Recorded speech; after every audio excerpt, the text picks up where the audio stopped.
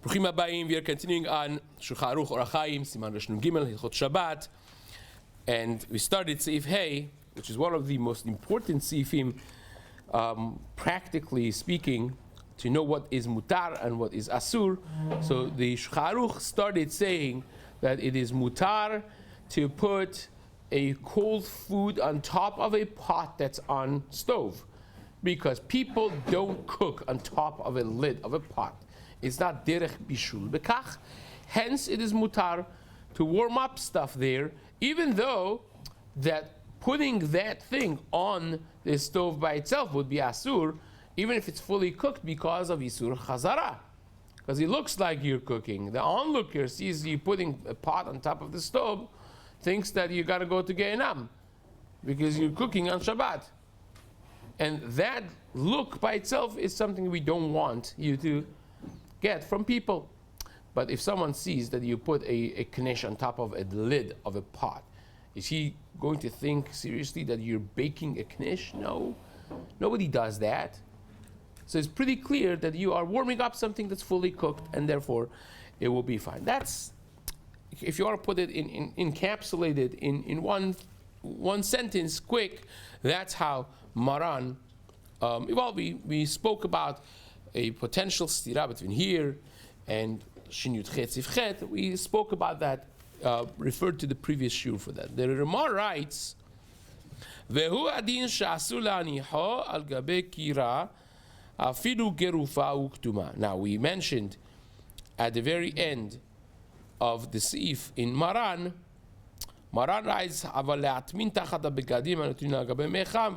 if you have an urn and it's covered with begadim, it's covered with clothing to contain heat or whatever it is from before Shabbat, now to stick this food under this beged to make it hot, that would be asur. That's like doing hatmana, that would be a problem.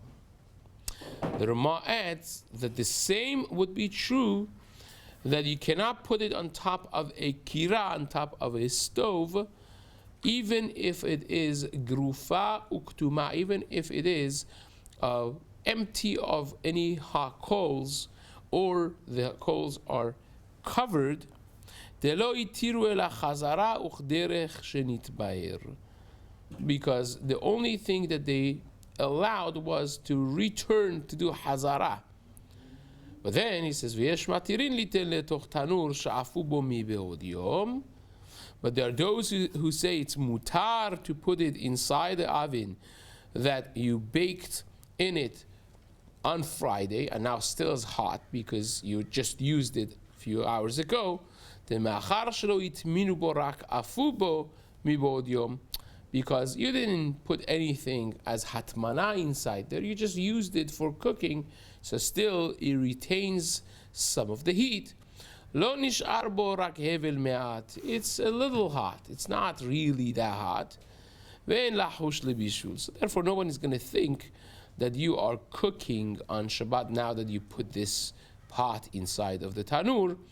Ubilvat shelo nistanen legamri. But that is provided that your food is still warm. Your food is not fully cooled down, and therefore it's mutar to put it in the oven when the oven is also not so hot. You used it on Friday to bake something, and now the remnants of heat is there, so you put your pot that's already warm inside there, so it stays warm or becomes a little warmer, and that's fine. But says the Ramah, yesh machmirin bazeh. That by itself is a machloket. So it's a yesh v'yesh. The Pri Megadim writes that just like by Maran Shulchan Aruch, when he brings a yesh omrim and he brings a second yesh omrim, he is telling you that the second yesh omrim is the ikar. Same is true with the Ramah. This was a method that the authors of the time, both Maran and the Ramah, adopted, that when there are several different ideas that are all halachic, they take the one that is more serious and put it as the last yesh omrim. The yesh machmirin bazeh, says the Ramah. There are those who are stringent, that even a tanur that is such nature that's not so hot, you just used it on Erev Shabbat, still you cannot stick anything inside the tanur because it looks like it's always there. Now this, of course, becomes the platform for discussion of Shabbat ovens nowadays when they have the Sabbath mode, the Shabbat mode ovens, which we discussed a little before and we'll discuss a little after. Says the Rama, if you have a tanur that is so hot that's yat soledet po, right? You have something that's already like 175, 180 degrees. Well, I just took sides in a 6-way machloket. Yat soledet po is when the heat is in a way that is uncomfortable to hold it, to touch it, right? So you have all the way from 112 to 175, what exactly is considered yat soledet po. But imagine it's hot. Certainly, if it's 175, then says the Rama, Asur. Then according to everyone, is Asur. So we're talking about the tanur. This whole machloket is if it's not even 175 or even less. But if it is yat soledet po, already for sure, according to everybody, is Asur.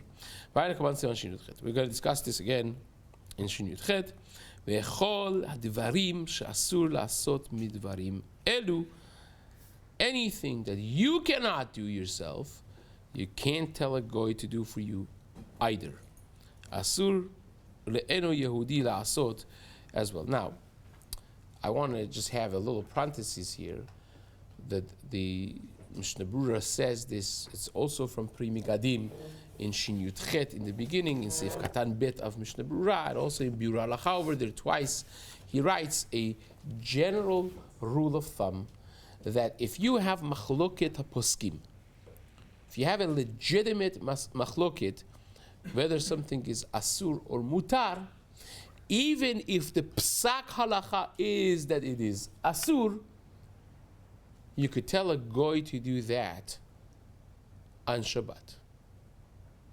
Because you have those who say it's mutar even for you to do it. Anything that there are those who say it's mutar for you to do, you could tell a goy to do.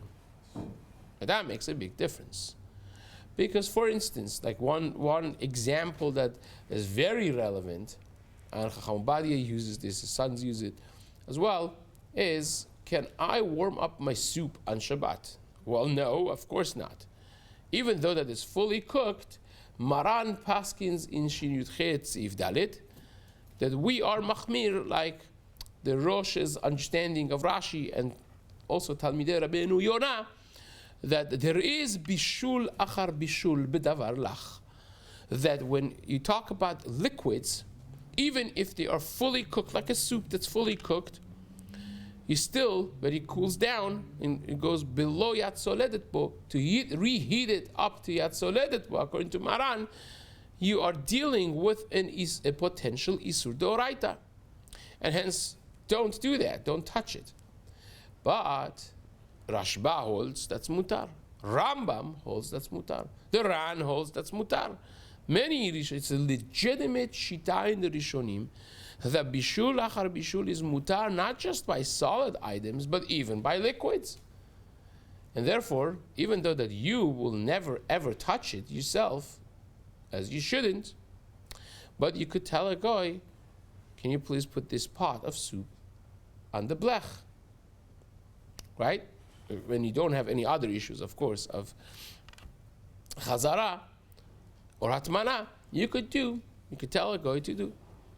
So that is an example of this. So not every single thing that for you is asur to do is asur to tell a guy to do, but the general rule of thumb is anything that's asur for you, you cannot tell a guy to do either. The only reason that there is mutar is because there are those who say for me even it's mutar to do it. So therefore, I could tell a guy. Lachen, therefore, says the Rama, asur lomar le'eno Yehudi la'achem ha'kederaim nistanen. You cannot tell a goy to warm up a pot if it already has become cooled down.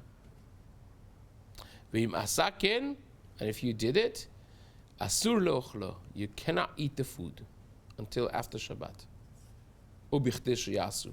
And even after Shabbat, you have to wait the amount of time that it takes to do that job. So therefore, it will be asur. Now, this is talking about the case that you would not be able to do it at all. The says the Mishna Berura, afilu im lo yitenah al gabei ha'esh o akira mamash, even if you're not putting it on top of the stove or inside the oven, the shuv en vazeh mishum isur chazara, that we're not talking about isur chazara over here. If you put it on top of a stove on Shabbat, that looks like you're cooking this pot. So that's isur chazara. That for sure is asur. But even if you're not doing that, so we don't have isur chazara, still afal piken says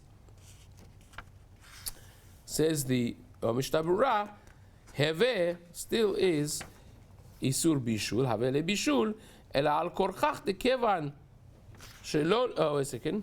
Sorry. Wrong page here. Afal piken asur, even with that is still asur mishum isur bishul, because of bishul kevan shenistanen legamri, because it is cooled down completely, right? Now, the biur halacha before in Dibura Matchil leachem, the last line over here in Chaf Gimel Amud Bet, he writes, "Ve'afilu davar yavesh nitbashel mikvar v'nistanen legamri," even something that is solid and is fully cooked, and now it's cooled down. Af de'ein bo mishum chashash bishul, even though that there is no bishul, as we discuss in Shin Yud Chet, towards the end of the Siman over there, I think it's Siman Seif Tetvav, or he says it here, Seif Tetvav, afilu achi asur lechamemo betanur. With all of that said, you still cannot warm it up in an oven, even through a goy. Not only you can't do it, even you can't do a goy to do. Why? Because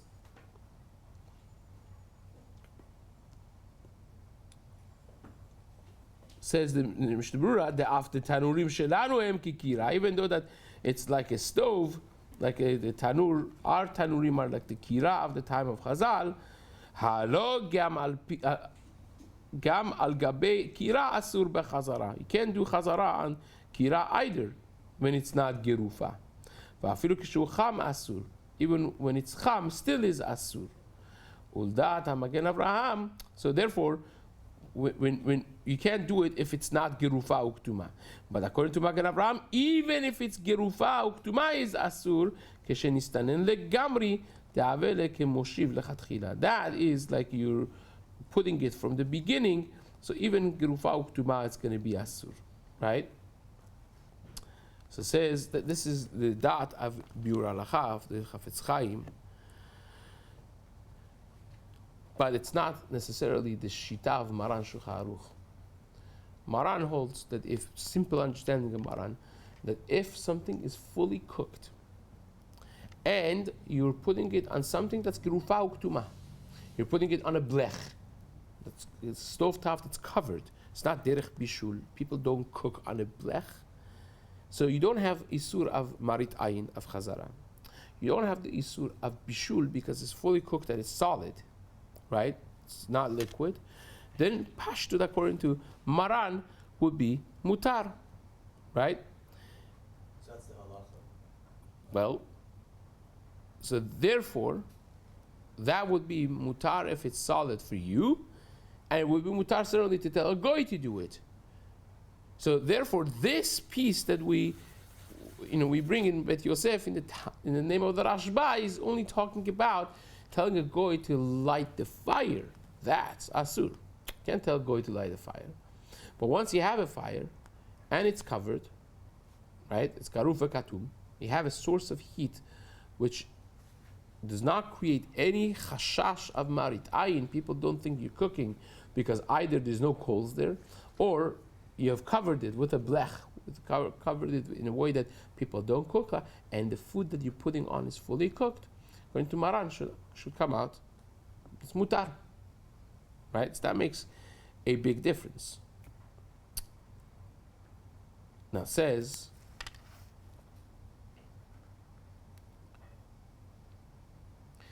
the Mishna Berura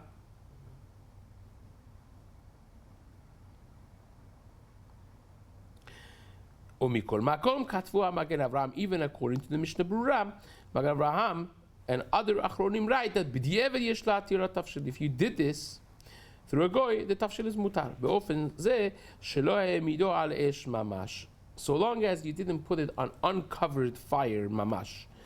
Kima la tanur, you put it on the tanur. It was garufei katum. Ma'achar de yesh poskim shmatirin afilu liYisrael la'asoto lechatchila. Because there, again, this yesod that we mentioned from the Primikadim, that there are those who say even lechatchila a Jew himself could do it. Therefore, if you told the goy to do it, else it's mutar to use the food. Fine. So now we're going on in Ramah. Ve'im asaken asur leochlo afilu sonen. If you did this, right? If you warmed it up, then it is asur to eat it even after it cools down. Afilu tzonen, says the Mishna Berura, afdelo ne'enemi melechet elo Yehudi. What did you do? You had a cooked food. You told the goy to warm it up on the stove, and he did. And then the rabbi came to your house and said, you can't do that. Now that you did, you can't benefit from the goy's job. So you're like, okay, no problem. I stick it into the freezer for half an hour. It becomes cold as it was before. So turns out that I'm not using any hana'ah from the goy because the goy took it when it was cold. He warmed it up. Now it's not warmed up anymore. It's cold. So all the hana'ah that was there from the job that the goy did, I undid it. Right? Can't say that, says the Mishnah Berura. Mikol makom kansu, Chachamim made a kenas, a fine for this person. Shamtin ad la'erev b'chtei sheyasa. They have to wait until Motzei Shabbat. And on top of that, another few minutes or few hours, depending on how much time it takes. Let's say if it takes for a goy to warm it up half an hour, so half an hour after Motzei Shabbat. Why? Why did Chazal do this, by the way? Because one of the most difficult things for people to stay away from and to know the intricacies of the details is Amira La'akum. Right?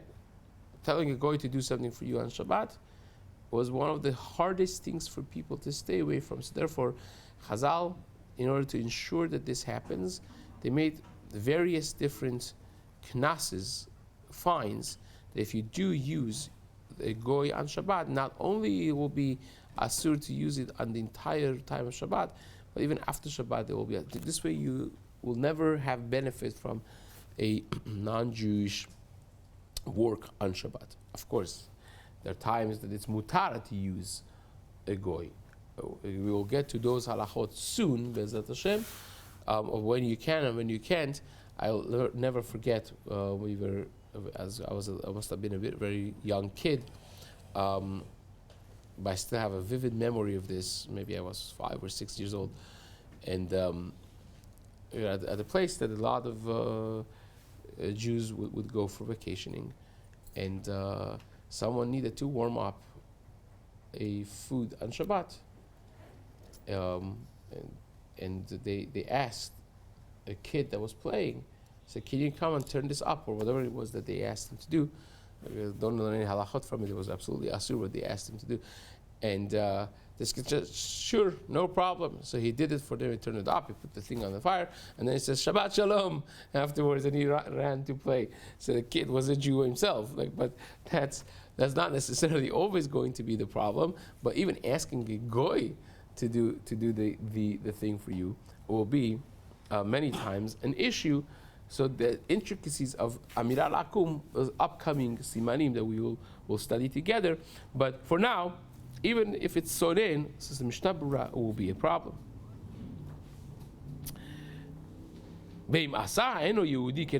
How about if the goy saw that the Jew needs something, he was smart. He understood it himself, and he had pity. He went and did it without the Jew asking. Right? What's the halacha then? Now this is a very important topic by itself. Let's just read what Mishna Berura says, then I'll give you a little preface on this, even though that's not our sugya proper. So it says, if the goy did it ma'atzmo, im asa'inu Yehudi ken ma'atzmo bishvil Yisrael, shari le'echol sonen. Then, because it's not your fault he did it, you still can't have it when it's hot, because you can't benefit from that melacha of a goy, as I'm going to explain in a second. But then already, if you put it in the fridge and it cooled down, and you're no longer having any actual benefit from the work of the goy, because you never told him anything, so the knas is not the same, you could eat that thing sonen, cold, on Shabbat, no problem. Kevan she'en nehene mi melachto klal, because you're not having any benefit from the work that the goy did for you whatsoever. You didn't even want him to do it, he did it on his own. You can,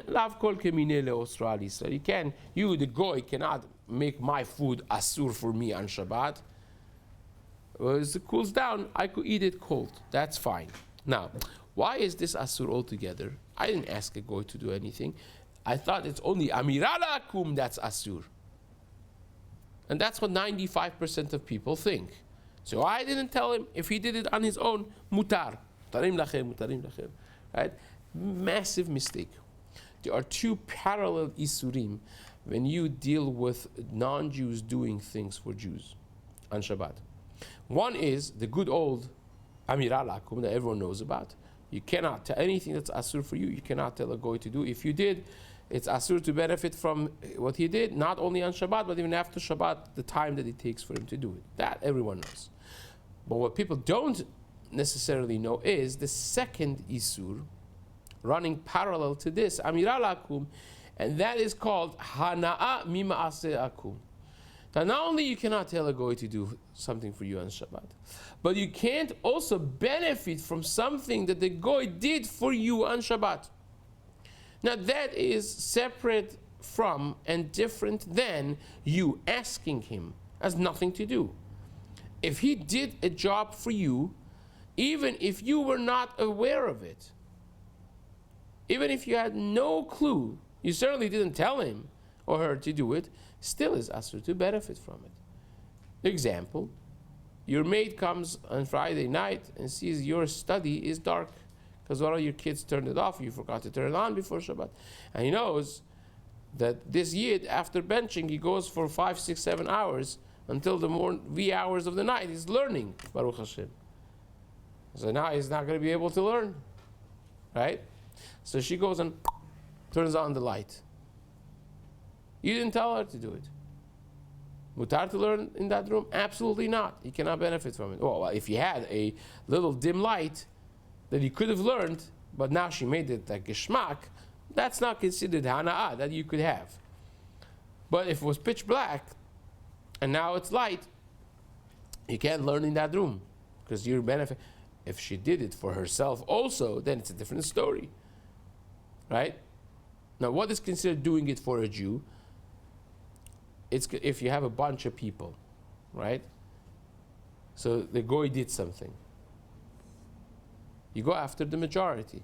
If you have 100 people, and 90 of them are goyim, 10 Jews, and the goy did something, it was a hotel, they warmed up hot water, right? They put the urn, it's for the hotel breakfast. No, not the majority are not Jews. There are a few Jews, and then there's 90% goyim. Can you go and get the hot water Shabbat morning? Yeah, of course you can. They did it this morning. It doesn't make a difference.